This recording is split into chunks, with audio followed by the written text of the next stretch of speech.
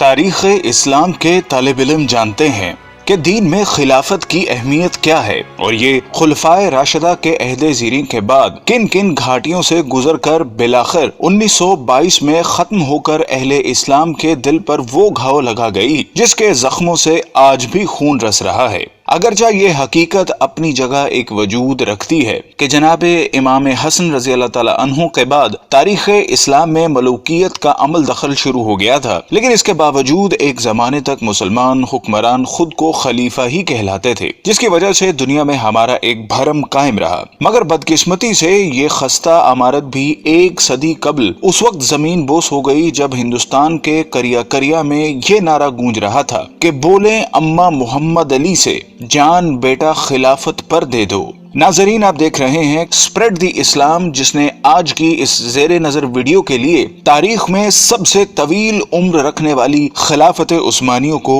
اپنا موضوع سخن بنایا ہے، جس میں اس عہد کے سرسری جائزے کے ساتھ ساتھ اس معاہدے کا بھی خاص طور پر تذکرہ کیا جائے گا جو کہ اس کے خاتمے کے وقت اتحادی قوتوں اور اس کے شکست خوردہ حکمران کے درمیان طے ہوا تھا، جس کی عمر 100 سال مقرر کی گئی تھی، اور ہم جانتے ہیں کہ یہ مدت آئندہ سالوں میں ختم ہو جانے والی ہے، جس کے بعد نہ صرف عالم اسلام بلکہ پوری دنیا میں ایک بہت بڑی تبدیلی کے مواقع موجود ہیں۔ لیکن اصل موضوع کی جانب بڑھنے سے قبل ہمارے اس قافلہ تحقیق و جستجو میں نئے شامل ہونے والے ساتھیوں سے درخواست ہے کہ وہ پہلے چینل کو سبسکرائب کر کے ساتھ موجود گھنٹی کی علامت کو بھی دبا دیں تاکہ اسی نوع کی ہماری دیگر ویڈیوز بھی ایک خودکار نظام کے ذریعے آپ تک پہنچتی رہیں۔ معزز ناظرین، بنو امیہ کی حکومت کے خاتمے کے بعد 132 ہجری میں خلافت بنو عباس کا قیام عمل میں آیا، جو کہ قریب 5 صدیوں تک قائم رہی، اور اس زمانے میں بغداد نہ صرف علم و حکمت کا گھر تصور ہوتا تھا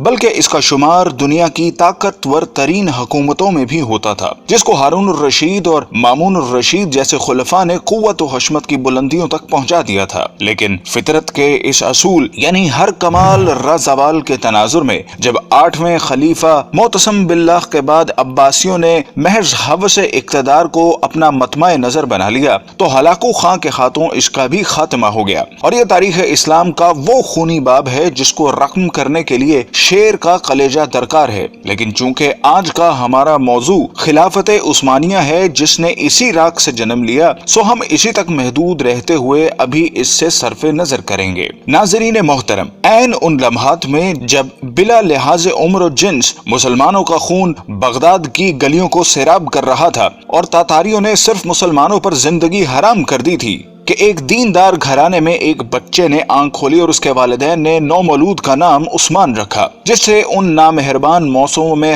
ہر ممکن حد تک اچھی تربیت کی گئی، اور جب وہ جوانی کی حدود میں پہنچا تو اس نے اپنا روحانی تعلق ایک درویش خدا مست سے قائم کر لیا، اور پھر ایک دن اس نے خواب دیکھا کہ اس کے مرشد کے سینے سے ایک چاند نکل کر اس پر سایہ فگن ہو گیا ہے۔ ساتھ ہی اس نے دیکھا کہ اس کے قدموں سے ایک درخت نے جنم لیا جو دیکھتے ہی دیکھتے نہ صرف جوان ہو گیا بلکہ اس کی شاخوں نے دنیا کے ایک بہت بڑے حصے کو بھی اپنی لپیٹ میں لے لیا ہے، اور اسی کی کوکھ سے اس نے 4 دریاؤں اور 4 پہاڑوں کو بھی نکلتے دیکھا۔ خواب سے بیداری کے بعد جب عثمان نے یہ خواب اپنے پیر و مرشد کے سامنے بیان کیا تو انہوں نے کہا، مبارک ہو، اللہ نے تمہیں اور تمہاری اولاد کو اپنے دین کے لیے چن لیا ہے۔ ناظرین گرامی، یہ 1299 کا سال تھا جب فطرت نے عثمان کو دولت عثمانیہ قائم کرنے کی قوت بخشی۔ یہ نوزائندہ اسلامی مملکت اس بازنطینی حکومت کے پڑوس میں قائم ہوئی جس کو آج ہم اہل روم کی حکومت سے موسوم کرتے ہیں۔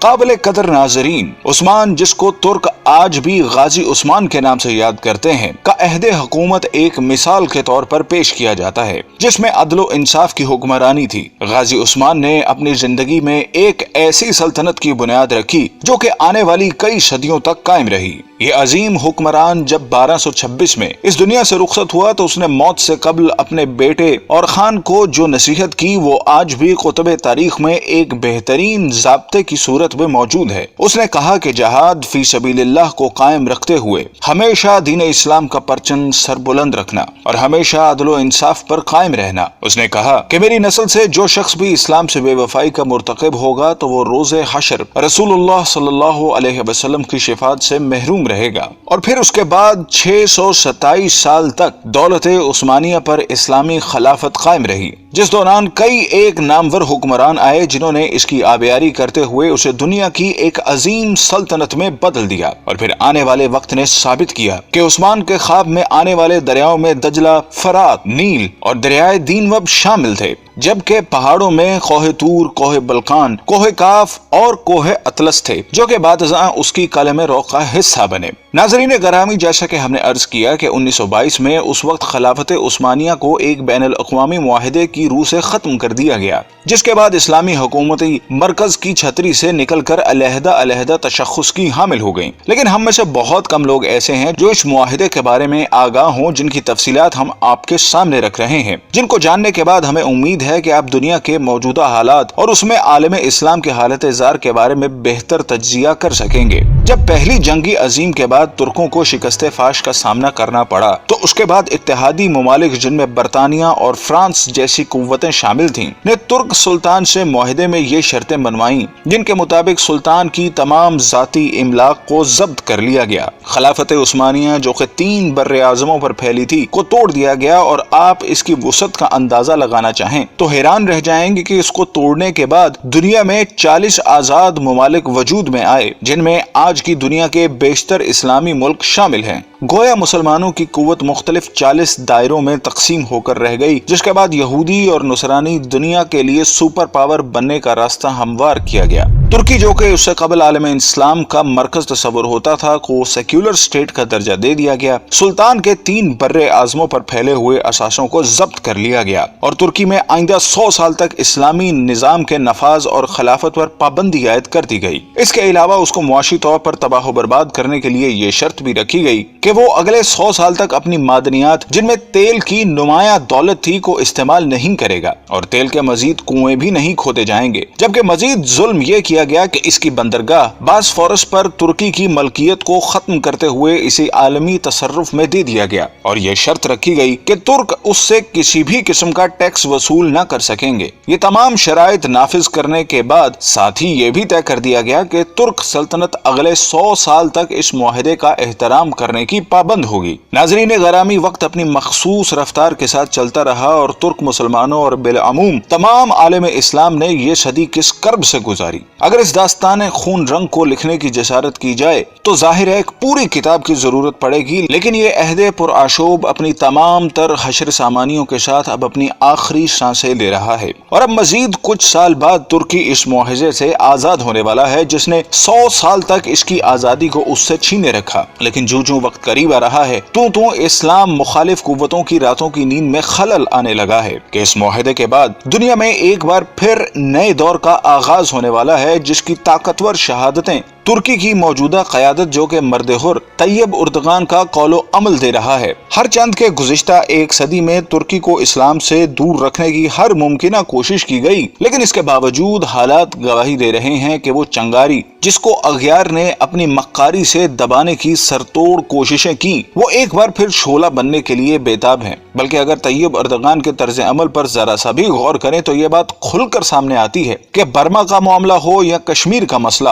سب سے پہلے مسلمانوں کے حق میں جو آواز بلند ہوتی ہے وہ طیب اردغان کا نعرہ مستانہ ہوتا ہے۔ بلکہ حال ہی میں جب امریکی صدر ٹرمپ نے پاکستان کے خلاف زبان کھولی تو اس کی مذمت بھی سب سے پہلے ترکی کی سرزمین ہی سے کی گئی، اور جب یہ معاہدہ اپنی موت مر جائے گا تو پھر حالات کیا رخ اختیار کریں گے اس کا اندازہ لگانا کوئی زیادہ مشکل کام نہیں۔ بلکہ طیب اردغان کا یہ بیان کہ 2023 کے بعد ترکی پہلے جیسا بیمار ملک نہیں رہے گا بلکہ وہ عالمی سیاست میں ایک صحت مند کردار ادا کرے گا، اس بات کا غماز ہے کہ آنے والے وقتوں کے لیے خود کو تیار کر چکا ہے، اور شاید اقبال کا اس شعر کی تفسیر آمدہ برسوں میں آنے والی ہے: اگر عثمانیوں پہ کوہ غم ٹوٹا تو کیا غم ہے کہ خون 100,000 انجم سے ہوتی ہے سحر پیدا۔ ناظرین کرام، اگر ہم تاریخ کے آئینے میں دیکھنے کی جسارت کریں تو یہ بات کھل کر سامنے آتی ہے کہ طاغوت کی ہمیشہ یہی کوشش رہی کہ اسلام کبھی بھی دنیا کے کسی بھی خطے میں اپنی اصل شکل کے ساتھ نافذ نہ ہو سکے، اور اگر ماضی میں بھی کبھی ایسی کوشش کی بھی گئی تو اس کی مخالفت میں تمام ابلیسی قوتیں متحد ہو گئیں، جس کی تازہ ترین مثال ملا عمر کے افغانستان میں اسلام کے نفاذ کی کوشش تھی، جو طاغوت کے لیے ایک ڈراؤنا خواب تھا، جس کے مقابلے میں ہم نے دیکھا کہ دنیا کی تمام قوتیں اس پسماندہ ترین ملک کے خلاف صف آرا ہو گئیں، اور نہ ہی وہ طاقتیں جن کے بارے میں اللہ رب العزت کا ارشاد ہے کہ یہ کبھی تمہاری دوست نہیں ہو سکتی، بلکہ یہ آپس میں ہی ایک دوسرے کی دوست ہیں، یہ گوارا کرتی ہے کہ ملت اسلامیہ کبھی ایک مرکز تلے جمع ہو سکے، اور یہی وجہ ہے کہ انہوں نے اس نام کی خلافت کو ختم کر کے اپنے تئیں ایک بہت بڑا معرکہ سر کر لیا تھا، اور اس خوش فہمی میں مبتلا تھیں کہ شاید ایک صدی کی گرد تلے دبے یہ ترک مسلمان دوبارہ اپنی فطرت کی طرف مراجعت اختیار نہیں کر سکیں گے، لیکن وقت کے تیور بتا رہے ہیں کہ اب ان کا یہ خواب پورا نہیں ہو سکے گا، اور ایک دفعہ پھر دنیا میں خلافت کی بنیاد رکھی جائے گی، کیونکہ حضور صلی اللہ علیہ وسلم کی حدیث کے مطابق قیامت سے قبل خلافت قائم ہو کر رہے گی۔ قال رسول اللہ صلی اللہ علیہ وسلم تکون النبوۃ فیکم ما شاء اللہ ان تکون، نبوت رہے گی تمہارے مابین مسلمانوں جب تک کہ اللہ چاہے گا کہ وہ رہے، یعنی میں رہوں گا۔ ثم یرفع اللہ اذا شاء یرفعها، پھر اللہ اسے اٹھا لے گا جب اللہ چاہے گا کہ اسے اٹھا لے، یعنی پھر میرا انتقال ہو جائے گا، نبوت ختم ہو جائے گی، اب تمہارے مابین نبوت کی برکات و سعادتیں نہیں رہیں گی۔ ثم تکون خلافت علی منہاج النبوہ، پھر اس کے بعد ایک دور ہوگا خلافت کا جو بالکل نبوت کے طریق پر ہوگی، نبوت کے نقش قدم پر ہوگی، جو نظام میں نے قائم کیا جوں کا توں، بغیر کسی بال کے فرق کے وہ قائم رہے۔ فتکون ما شاء اللہ ان تکون، پھر وہ بھی رہے گا جب تک کہ اللہ چاہے گا کہ رہے۔ ثم یرفع اللہ اذا شاء یرفعها، پھر اللہ اسے بھی اٹھا لے گا جب چاہے گا کہ اٹھا لے۔ ثم تکون ملکا عاضا، عض یعض کہتے ہیں دانتوں سے کاٹنے کو۔ پھر اس کے بعد ایک دور آئے گا جو کاٹ کھانے والی ملوکیت کا دور ہوگا۔ یہ جیسا کہ میں عرض کر چکا ہوں، یہ ملوکیت جو مسلمانوں کی تھی، اور ان میں جو مظالم ہوئے ہیں، اچھے لوگ بھی آئے ہیں، یقیناً آئے ہیں، آخر 12 خلفاء کی تعداد انہی میں سے پوری ہوگی۔ ثم تکون ملکا عاضا، پھر کاٹ کھانے والی ملوکیت آئے گی۔ فتکون ما شاء اللہ ان تکون، تو وہ بھی رہے گی جب تک اللہ چاہے گا۔ ثم یرفع اللہ اذا شاء یرفعها، پھر اللہ اٹھا لے گا اسے بھی جب چاہے گا۔ ثم تکون ملکا جبریا، پھر ایک مجبوری والی ملوکیت آئے گی، غلامی والی، جس کو ہم ویسٹرن کولونیلزم کہتے ہیں، یورپین کولونیلزم۔ کہیں انگریز ملکہ وکٹوریہ کے ہم غلام ہو گئے، کہیں جو ہے ہسپانوی آ گئے، کہیں پر اطالوی آ گئے، کہیں پر فرانسیسی آ گئے، کہیں پر ولندیزی آ گئے، کہیں پر پرتگیزی آ گئے، اس طرح سے پورا عالم اسلام گرفت میں آ کے ساتھ۔ ثم تکون ملکا جبریا فتکون ما شاء اللہ ان تکون، پھر وہ بھی رہے گا جب تک کہ اللہ چاہے گا۔ ثم یرفع اللہ اذا شاء یرفع، پھر اللہ اسے بھی اٹھا لے گا جب چاہے گا کہ اٹھا لے۔ ثم تکون خلافت علی منہاج النبوہ،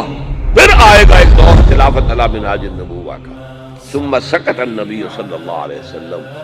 اس کے بعد خاموش ہو گئے حضور۔ تاریخ انسانی کا یہ آخری دور ہوگا۔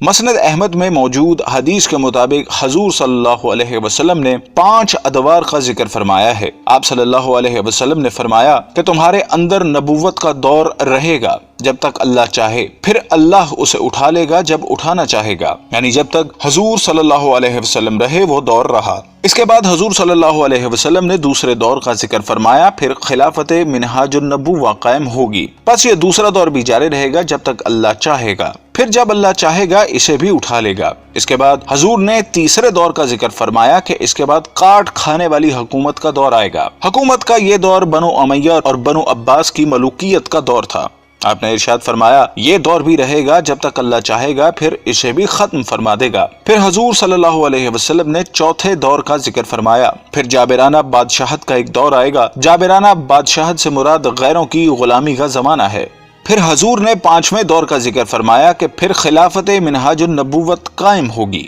यानी फिर पहले ही की तरह खिलाफत का दौर आएगा जो नबूवत के नक्शे पर ही कायम होगा। हमारा ईमान है कि वो दौर लाजमन आएगा जिसकी खबर हुजूर ने दे दी है कि आप सल्लल्लाहु अलैहि वसल्लम सच्चे हैं और आपकी खबर कभी गलत नहीं हो सकती। नाज़रीन गिराम, खिलाफत उस्मानिया की सरजमीन पर तैयब अर्दगान जैसी शख्सियत की मौजूदगी इस बात की दलालत कर रही है कि शायद आने वाला वक्त एक दफा फिर इस उम्मत को एक झंडे तले जमा करने के लिए अपनी चाल चल चुका है। हमारी दुआ है कि खुदा वो वक्त जल्दी लाए कि उम्मत के इन जरखेज और मुकद्दर दिमागों के अंदर वो एहसास ज़िया जन्म ले सके जो कि इत्तेहाद उम्मत के रास्तों का नकीब बन सके। आमीन।